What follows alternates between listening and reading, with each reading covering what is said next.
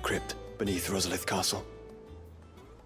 After Kupka was kind enough to drive out the Imperials, the Undying took the opportunity to recover what relics of the Duchy yet remained. And in the process of doing so, they found a letter from Father. I'm surprised anything survived down there. Cyril asked that I join him in Tabor at my convenience. I have been meaning to go, but... would you join me? Of course. I want to know what's in that letter as much as you do. Very well. I am ready to leave when you are.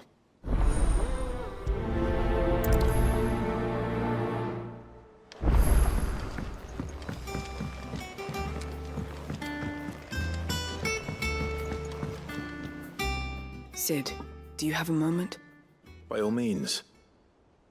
It's my old master. Seems there's no escaping her. She found some way to send me a letter. And something else. Records from a Waluda prison. Seems they were keeping a lot of bearers there. How did she come by such a thing? Finding bearers always was her strong point. And it seems the cells of Balmung Dark are full of them. Foreign captives, the masterless. Bearers no one would miss. And even better for her, bearers with no one to look after them. When ether started lapping at the walls, the jailers fled. Leaving the bearers to be liberated by whoever happened to come along next. Sid, I'd like to believe that I've earned your trust by now.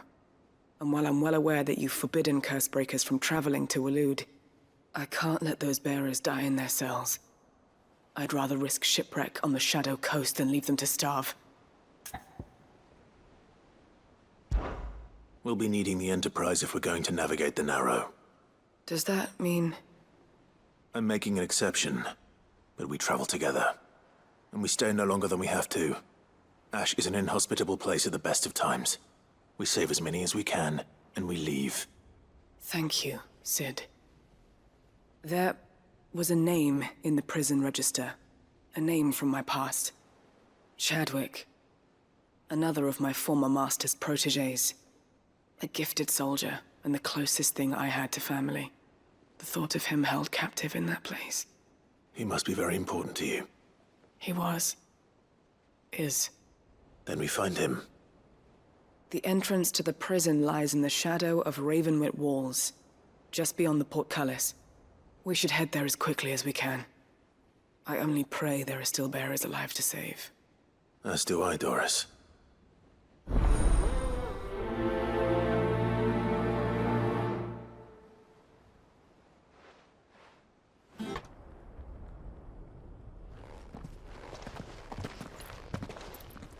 Your Grace, my lord, I trust your journey was not overly onerous. Cyril, you found a letter from Father? Yes, I have it here.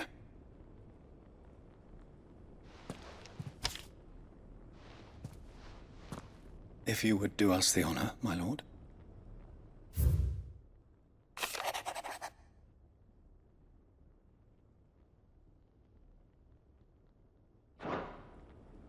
An inheritance. It would seem the late Archduke penned this missive shortly before his passing. The day before we left for Phoenix Gate. What are these plans he spoke of? His plans for the Duchy, Your Grace. Your father entrusted them to my predecessor, the former bearer of the Burning Quill, who entrusted them in turn to me. The complete emancipation of bearers is their stated aim. But your father's dream did not end there. His Grace also spoke of building hospices to care for those stricken by the curse, and the founding of a new university to further the development of non-magical technologies. With the blight spreading ever more widely across the Twins, Archduke Elwyn saw this as the only means of securing Rosaria's survival. He wished to see men and bearers treated as equals. To see centuries of common wisdom overturned. Small wonder he did not think it achievable within his lifetime. But he thought it achievable nonetheless.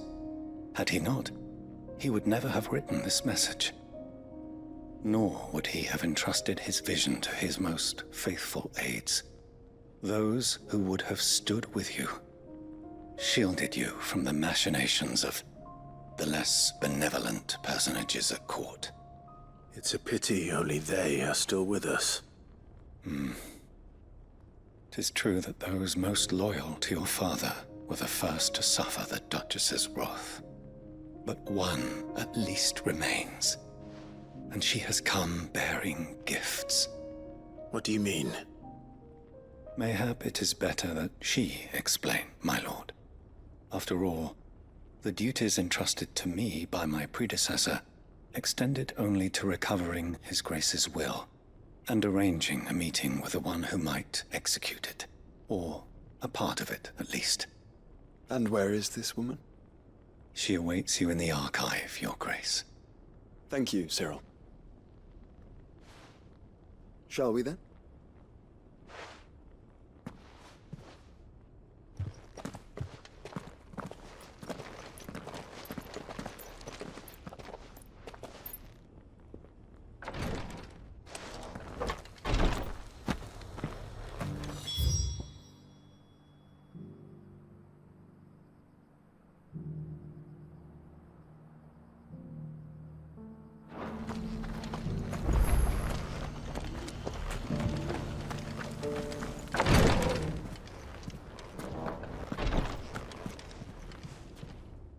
Lord Marquis, if you have a moment. What is it, Cyril? One of our brethren lately journeyed across the strait in order to pursue a new avenue of inquiry in our ongoing investigation. He sent an owl some while ago, but we have heard naught from him since. Was he surveying another fallen ruin? No. The object of his study was a savior cult that has arisen in Ash in recent years. We believe it may have some connection to the Circle of Malleus, an ancient religion that worshipped Ultima as its god. By gaining an understanding of this new faith, we hoped to learn more of the Circle's original beliefs. And so you sent one of your brothers to Ash, a continent teeming with orcs and Akashic. Fully cognizant of the risks, yes. I entrusted the mission to one of the most able of our order, the Third Chair, a master of the arts of combat and survival both.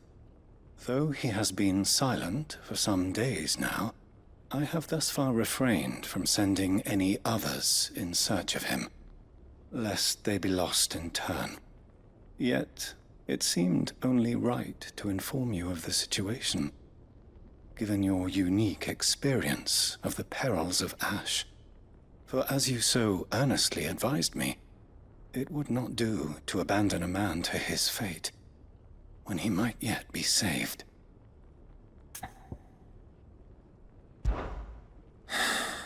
It would not.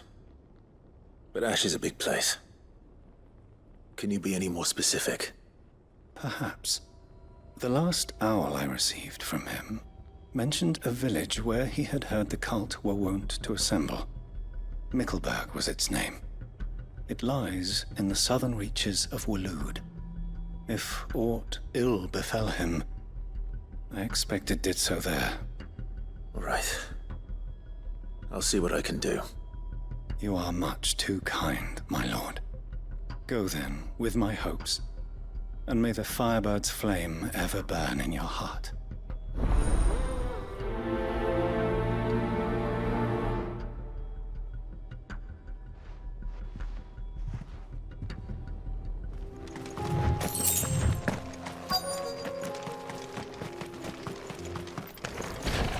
There it is. The House Rossfield.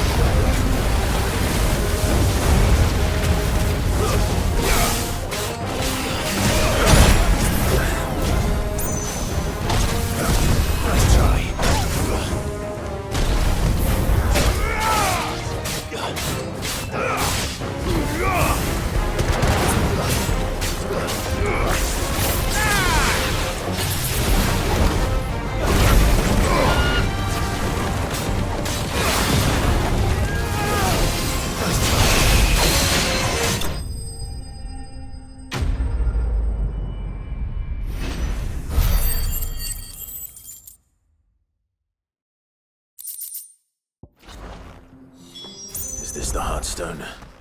I expect Lady Goditha will know.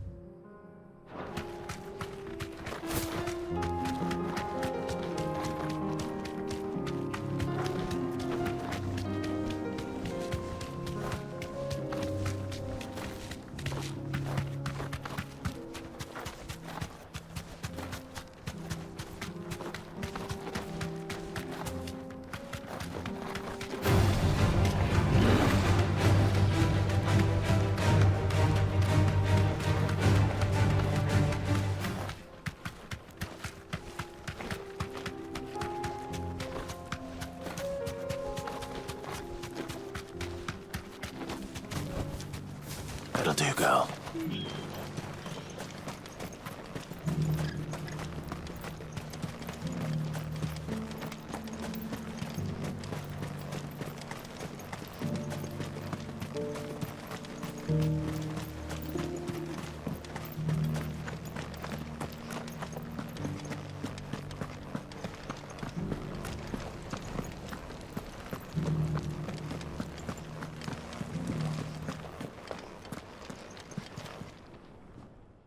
Thank the Founder you were safe. The Griffin is slain then? And the Heartstone claimed.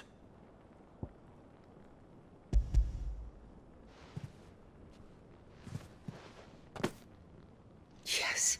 This radiant luster, like frozen flame. It is just as your father described it. Thank you, my lord. Your grace. Your father would be so proud. Lady Goditha, the lapidary is ready. Thank you, Cyril. I will be with him shortly. If you would excuse me, I shall have the stone cut and set forthwith.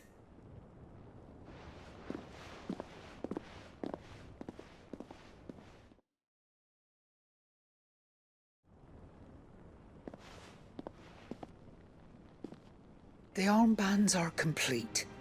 Pray, take them. They are yours, after all. Heartstone is harder and more enduring than garnet, or even ruby. It symbolizes unwavering will and devotion. And the graven vines encircling the stone represent the unbreakable bonds between you. It's a message. Father knew we had enemies both inside and outside the duchy. Enemies who would thwart his vision. Only with unwavering devotion would it ever be realized. And only if we stood together, as Phoenix and Shield, as brothers in arms, only then might those enemies be overcome. Indeed. His Grace knew the enormity of the task he would entrust to you, his heirs. But this was more than just a message. It was a promise. That he would always be with you. Thank you, Lady Goditha, for remaining the steadfast custodian of our father's will. Forgive me, my lady, but there is something I don't quite understand. The Undying told me that after Father died, Mother claimed all of the ducal treasures for her own. Even if the armbands were incomplete, she would surely not have overlooked them. So, how were you able to keep them from her? Because I was the keeper of the vault. Though I was but a lowly servant, your father spoke to me of his intentions for the bands, of the deep love he had for both of you, and his hopes for your future.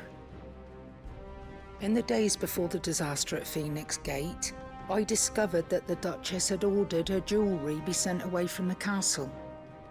It was then that I knew she meant to betray us. I tried to warn your father, but it was too late. When word of the fire reached Rosalith, I knew my time was short. So I took up the armbands and I fled into the night. And thank the Founder you did. Yet my duty to your father was incomplete. Not knowing what else to do, I followed the Griffin, thinking I might claim the Heartstone on its passing. And so my pursuit continued, until Lord Cyril appeared before me. He informed me that His Grace's will had been recovered, and that his sons were alive and well. Lady Goditha, on behalf of my father and all the people of Rosaria, I thank you for your loyal service. As do I. Thank you, my lord. Your Grace, for coming back to us, for giving my service meaning.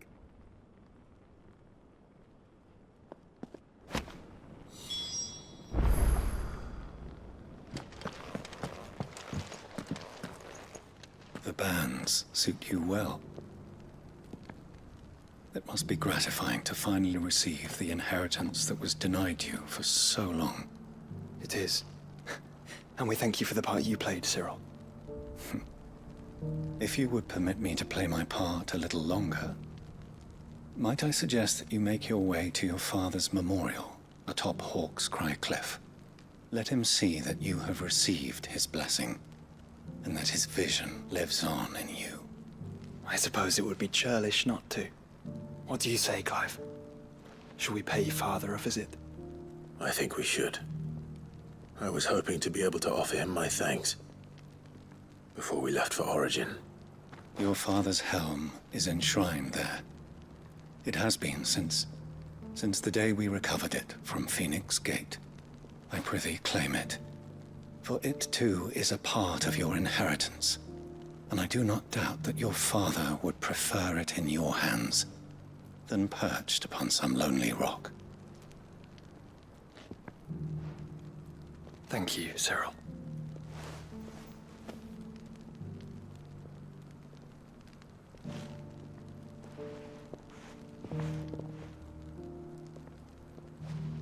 Come on, Clive. He's waiting.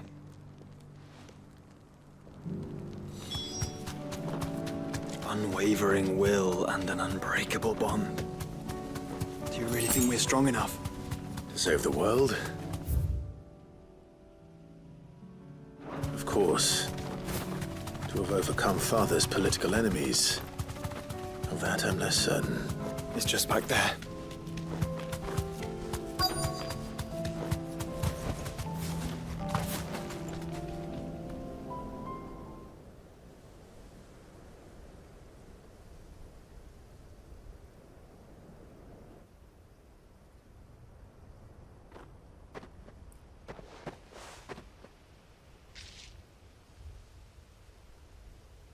Father always fought for what he believed was right. It wasn't until that night at Phoenix Gate that I realized I had never fought for anything. I always had someone else to do the fighting for me.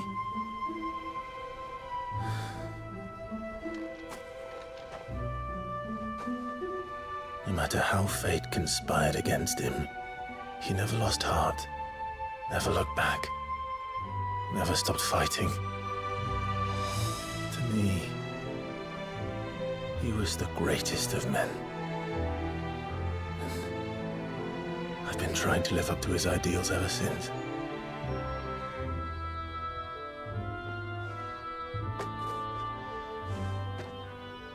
We all have, Clive. We all have. And we'll keep trying. Because that's what he would have wanted. What he would have done himself. Even if it meant standing against the very gods in the heavens. I shall be borrowing this, Father, if I may. That you might watch over us as we follow in your footsteps.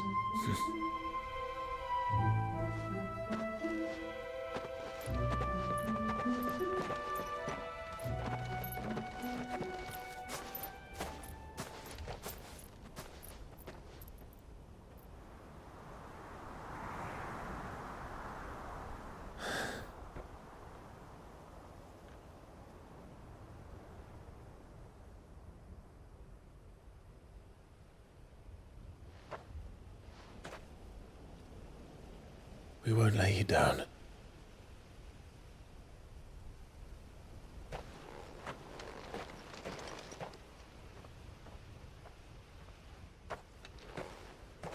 Onward then. Onward. To the end. And to a new beginning.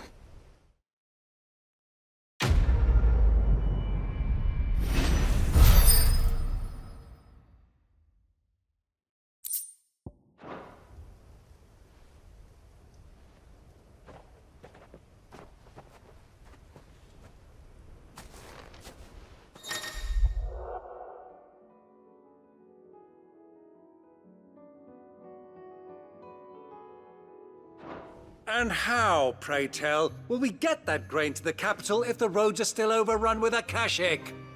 You'll find another bloody road. I only have so many men, and I'm not about to send them headlong into an ether flood. That is, unless you'd have them turn as well. Well, I'd certainly eat less. Says the man with a belly bigger than a band of curls. My soldiers actually need their rations. Without any food to keep them going, they'll be dead even before you've sent them on your fool's errand. If I may, gentlemen, perhaps I might suggest an alternative approach. Though supply routes are indeed disrupted, there is no shortage of ships. Indeed, they bob away in every bay from here to Randalar, awaiting a safe haven. Allow them to make port and fill their bellies full of grain. And once those who crowd the cities are fed, ferry the displaced back to the countryside to work the fallow fields. But I'm sure that you wish to continue your discussion. Forgive the interruption. Two such firm friends as yourselves need no help from the likes of me. Rutherford spoke fondly of the great bond between you. Us? Friends? I can't stand the man. Clive, I'm beginning to question the quality of the company you keep. And what kind of company were you expecting him to keep? The man's a criminal. Criminal? How dare you? You are not fit to breathe the same air as this fine, upstanding young gentleman. Upstanding? He calls himself Sid the Bloody Outlaw! Once more onto the breach.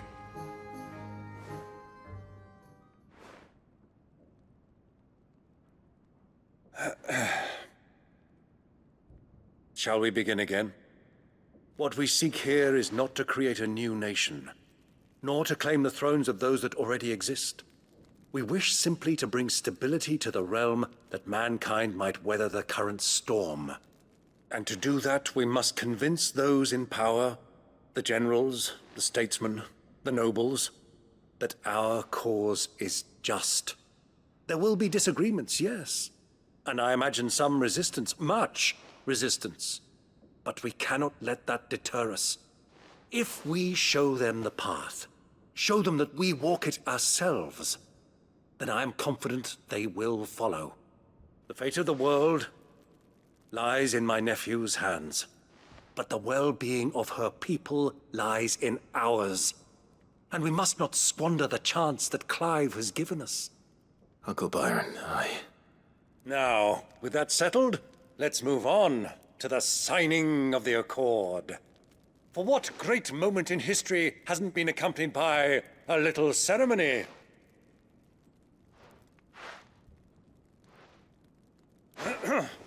Citizens of Valisthea, I present to you the Triunity.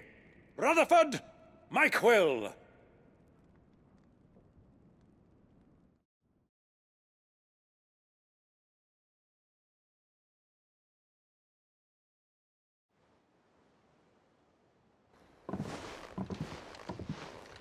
Well, my boy, the stage is set. that it is. This is the role you were born for. Now I ask only that you trust in the talents of your supporting cast. We shall play our parts to the best of our abilities, that you might have the opportunity to shine. The realm needs its Sir Crandall, and there is no better Crandall than you, Clive. I want you to keep this signed accord as proof of our faith in you. I will. Thank you, Uncle.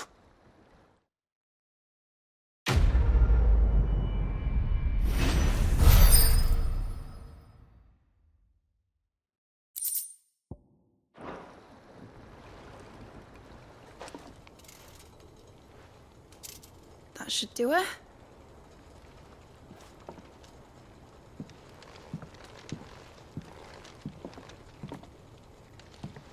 Here goes nothing.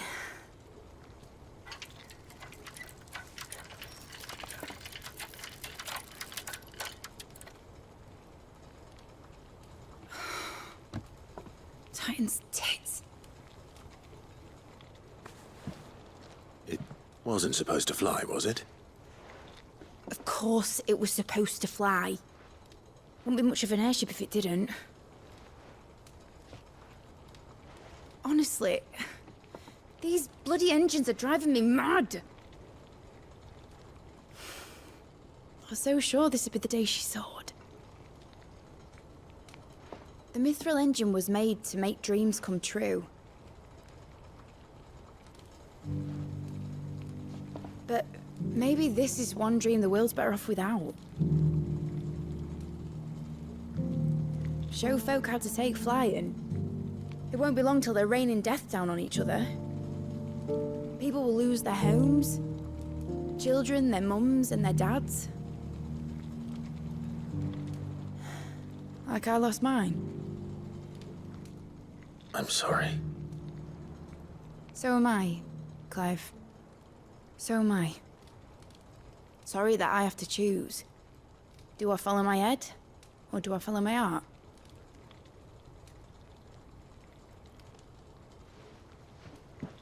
Good question. The first time I stood on the deck of your ship, felt the wind in my hair. It was like I was flying. But imagine how it would feel to actually do it. My dad always said there were two ways of living life. Chasing a dream or shuffling to your grave. And he were right. Right about a lot of things. Not that I like to admit it. People need dreams to chase. Especially in a world like this.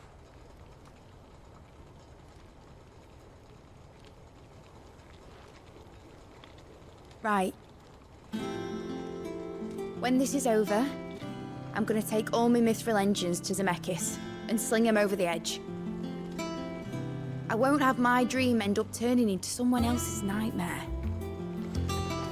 But all that hard work... All that hard work will not be used for war, Jamie.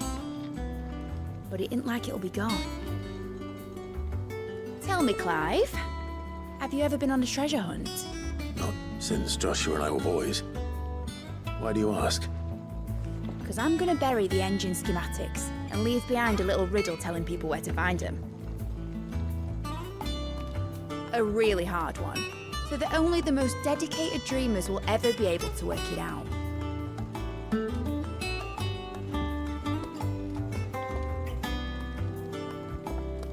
Ooh, I can picture it now. Some daft general squinting at the words with a gormless expression on his mug. Like that one, yeah. Right.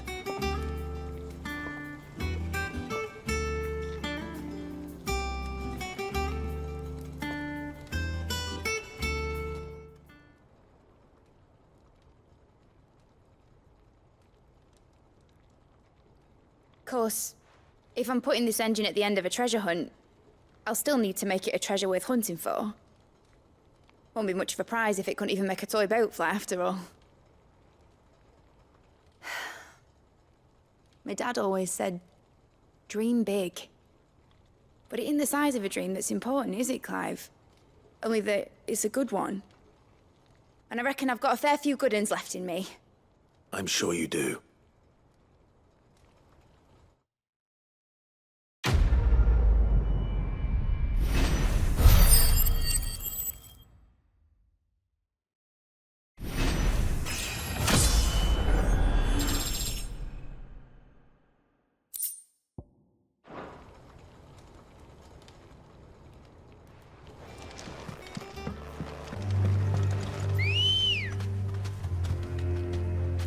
Good girl.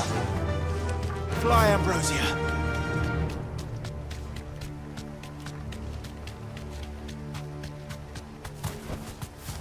Be safe.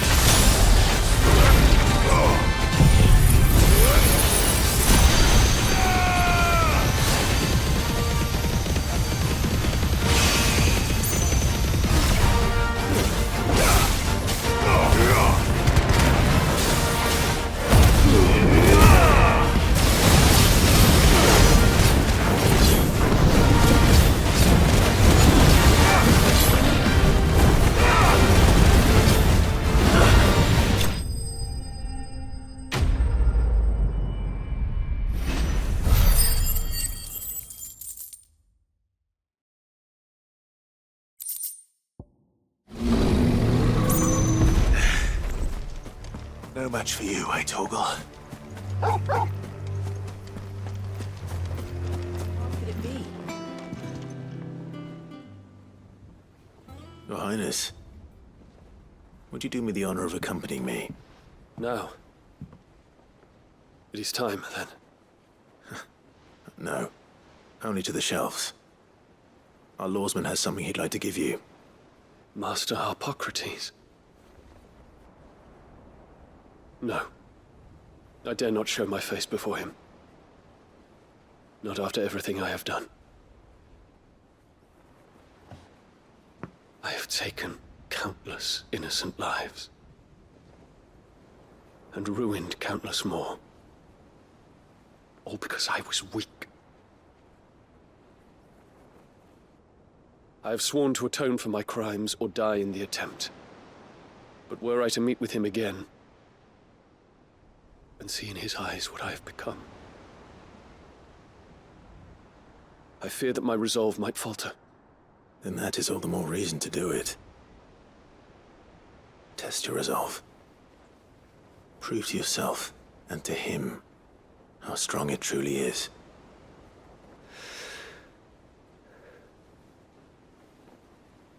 You are right. I must, at the very least, offer him my gratitude. Very well, then. Take me to him. Follow me.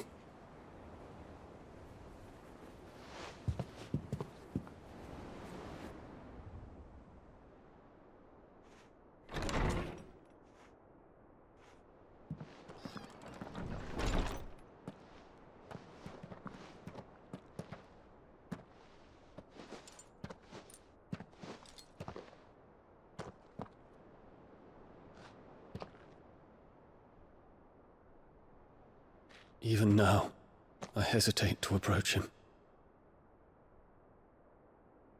What must he think of me?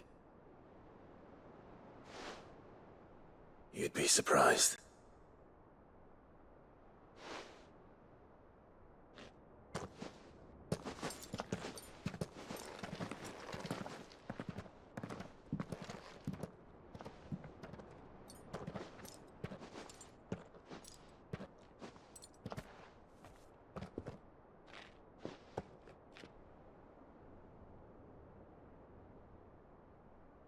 Master Harpocrates, pray, accept my apologies for leaving your tutelage before my studies were complete.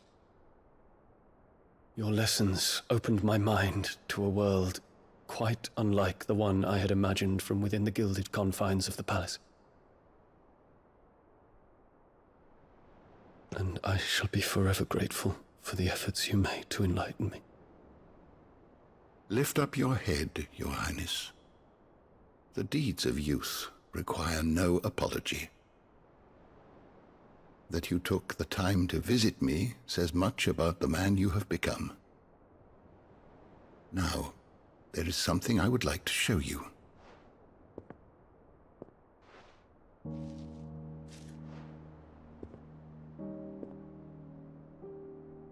Is that a wyvern tail? The color is unfamiliar to me. Because it is unique to those found in the wild. Something in the harsh environment in which they grow lends them this striking hue. Their roots are indistinguishable from those of their hothouse cousins, but once they bloom, the difference is immediately apparent. In this flower, I see you, Your Highness. Its roots were the roots of a wyvern tail, with all that implies. But they do not define it, just as yours do not define you. I want you to have it, that it might remind you of this truth.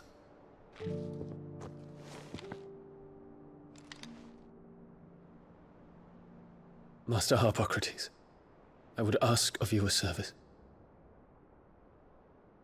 Keep your gift until I have fulfilled my duty to the realm. for only then shall I be deserving of it.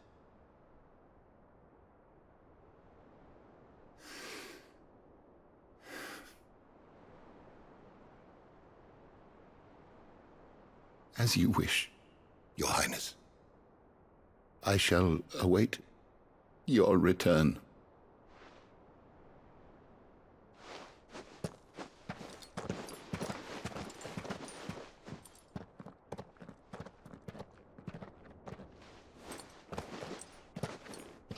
Our roots do not define us. No wonder my stepmother didn't like him. For reuniting me with memories I had thought long lost.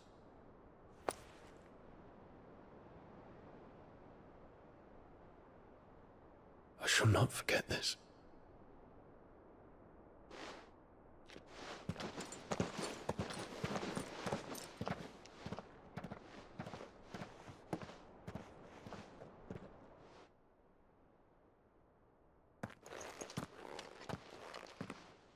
Thank you, Clive. Were it not for you, I fear I might never have found the right moment to speak with him. Not to mention the wyvern tales. I shall plant their seeds, that I might not disappoint His Highness upon his return. I hope the soil in the hideaway is to their liking. Why, these flowers bloomed in the bleak, black wastes of Waloed. I'm sure Nigel's yard will suit them to a T.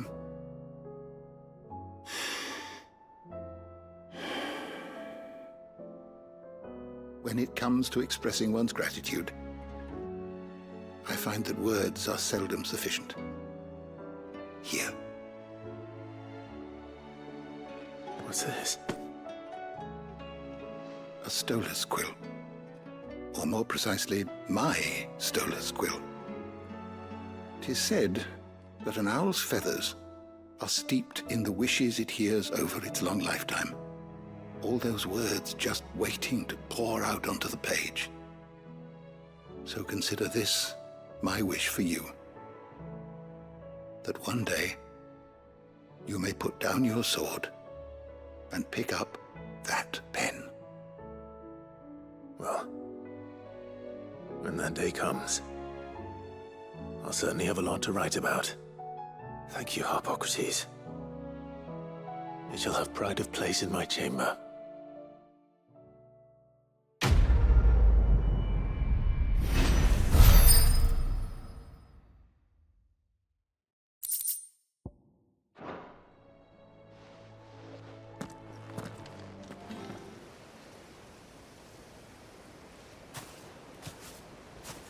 There are so many.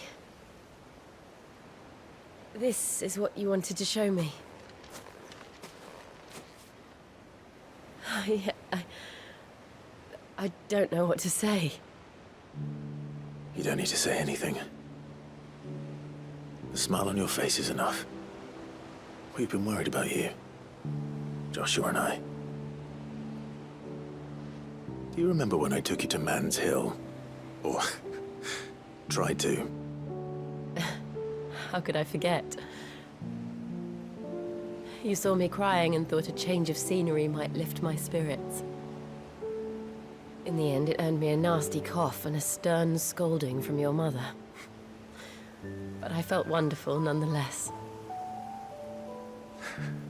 I'm sorry. I had no idea what I was getting us both into. But I couldn't bear to see you like that. Before we left, my chambermaid told me she'd overheard your mother talking about my marriage prospects with some of the noblewomen at court. They were debating whether it would be more profitable to marry me off to one of the high houses instead of saving me for the ducal line. No one thought to ask me what I wanted. I was nothing to them. A pawn at best. I felt so trapped. So lonely. I didn't know. But I wasn't alone. You were there. Your hand in mine as we ran for those oaks. And I knew then, no matter what happened, I would be all right. I'll never forget that feeling.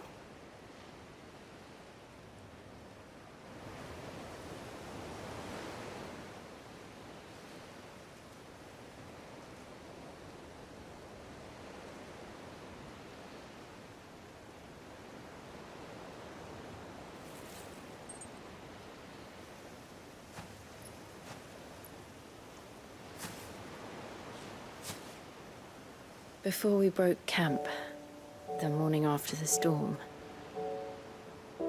do you know what I did? No? What? I slipped away from my governess to climb the tor. And from there I saw a sea of petals, all reaching for the sun.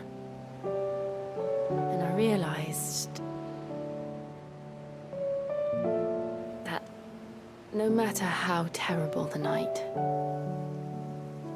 dawn would always come.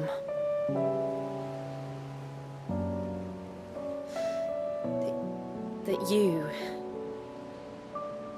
you would always come for me. And you have. Again and again.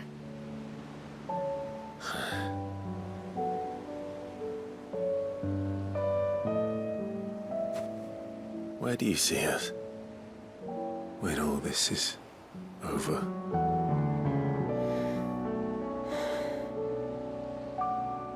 I don't know.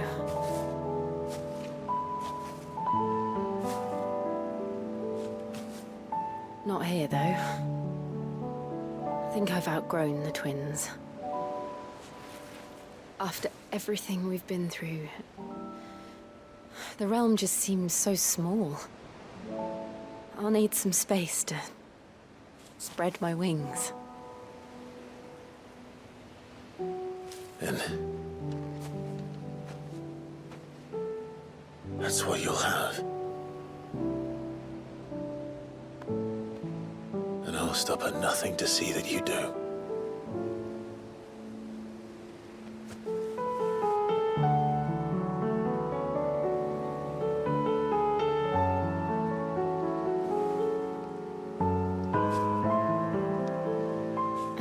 Much good at garlands, but it'll have to do. I'll treasure it forever. Thank you, Clive. For this, the flowers, for everything. It's exactly what I needed. You are my treasure.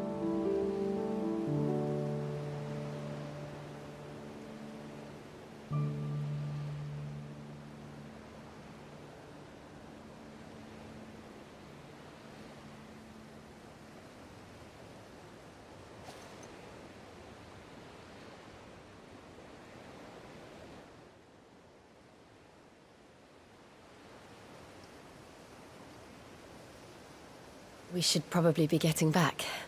I expect the others are wondering where we are. You're right. There's still much to do. And we'll do it together.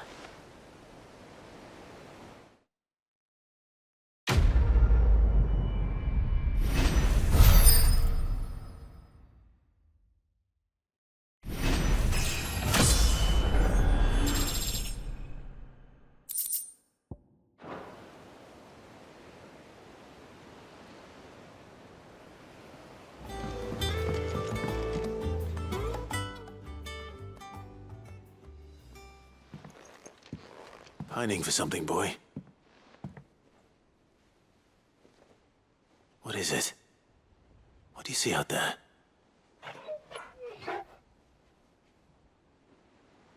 I never did ask where you got that anklet of yours. From Sid, that's why. On the day he brought him home. That long ago? And you're only thinking to ask this now? Sid saw that the pup had a habit of gnawing on his leg, since you ask. Clap that there iron on him to keep him from doing it. What was wrong, boy?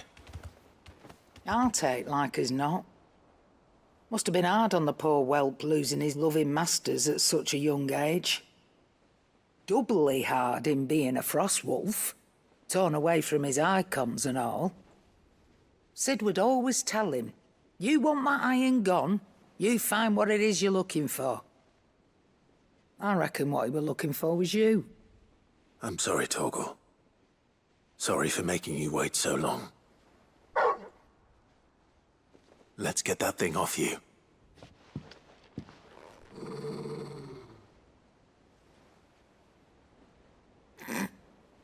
Doesn't sound like he wants it off. Indeed. You miss Sid as much as the rest of us, don't you?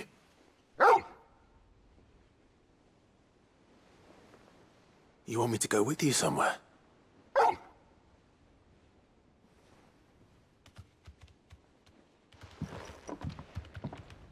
Quick, aren't you? Glad you've been paying attention. Not nearly as much as you have, Lady Karen. Aye, good thing and all. It's not like Gav would have kept him in nuts and rubbed his belly these past 10 summers. Your kindness is appreciated. You've been a good friend to him. Only because he doesn't talk back like the rest of you. Go on now.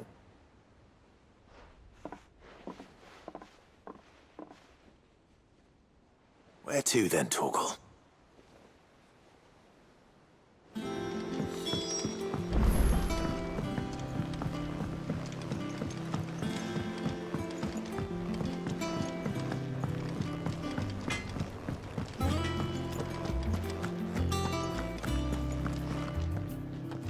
All right, Torgal.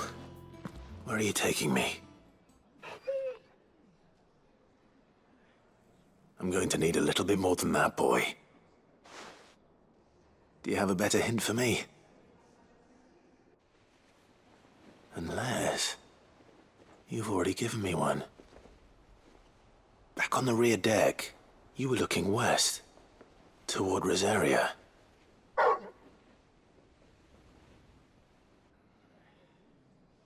Why don't we try the rookery?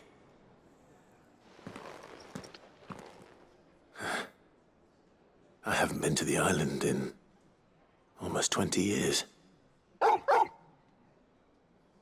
To Port Isolde, then. Fingers crossed the old mooring is still there.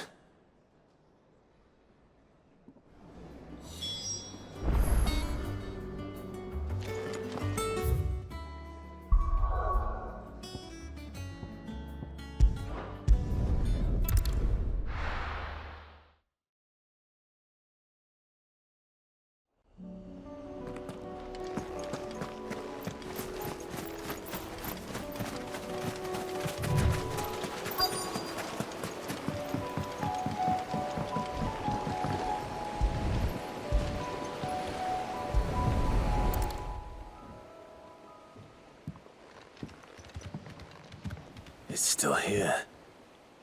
After all these years. A lot smaller than I remember. And you're a lot bigger. You might have to swim, boy.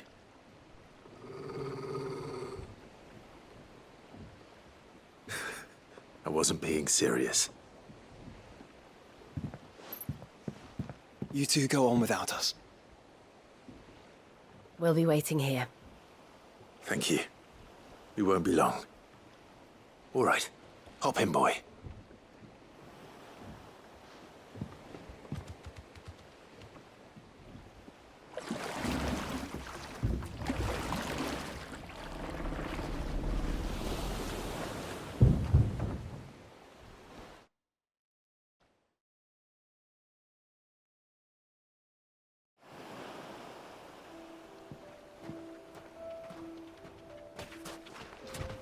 This place hasn't changed at all. The rookery's right through those trees. Come on. Race you there? I bet I could still beat you.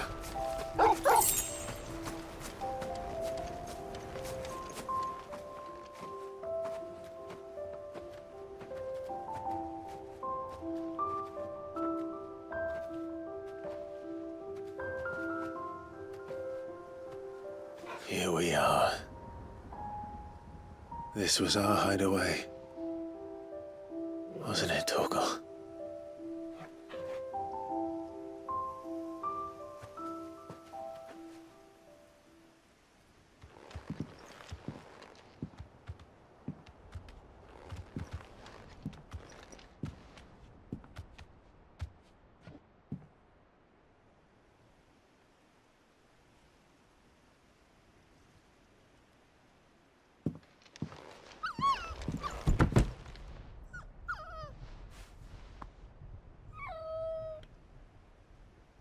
Coming here helped me to forget who I was.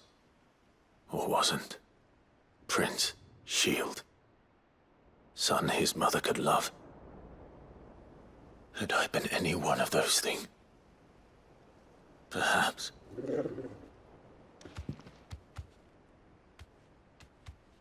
What is it, boy?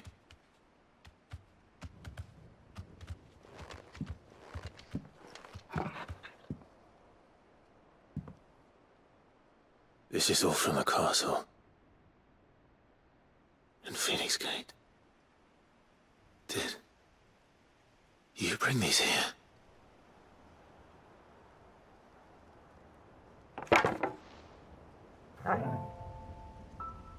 My sparring sword.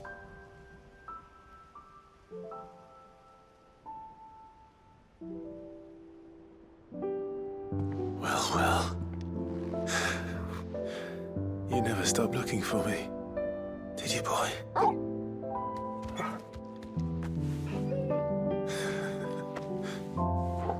Thank you, Torgal. For never giving up. For never forgetting.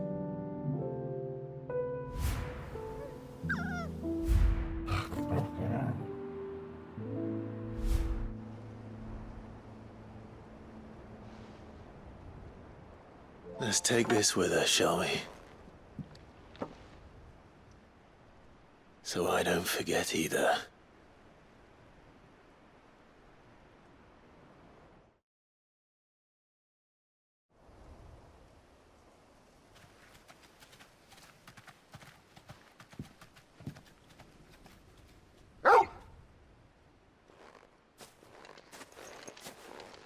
That's not the way back to the boat, Torgal. All right. I'm coming. I think I know where we're going.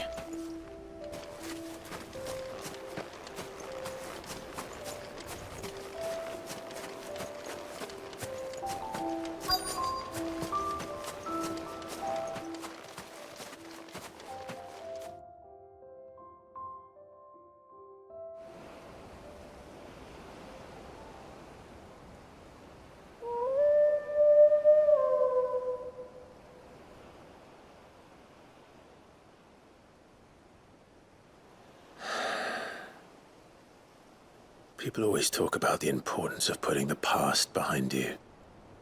But without it, we wouldn't be who we are today. And we certainly couldn't steer our way to a better tomorrow. Come on, Torgal. Let's go home.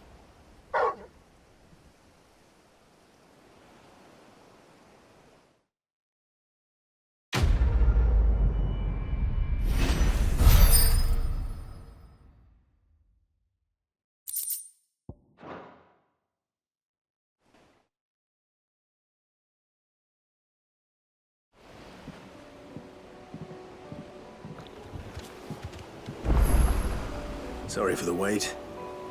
We're ready.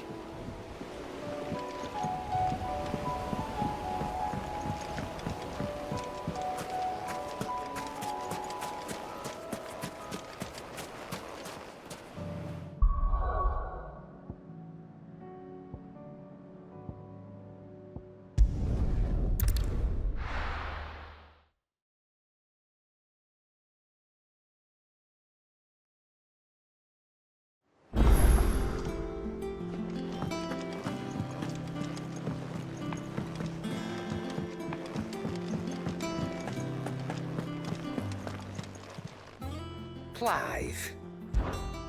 If you're gonna buy something, be quick about it.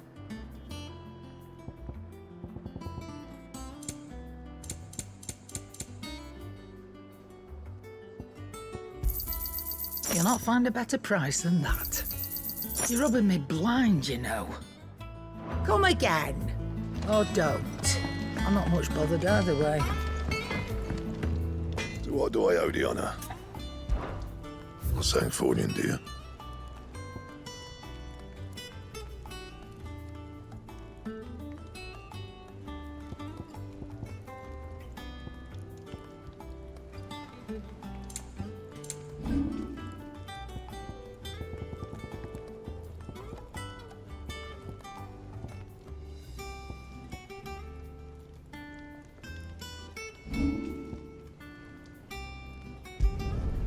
No scratches, right?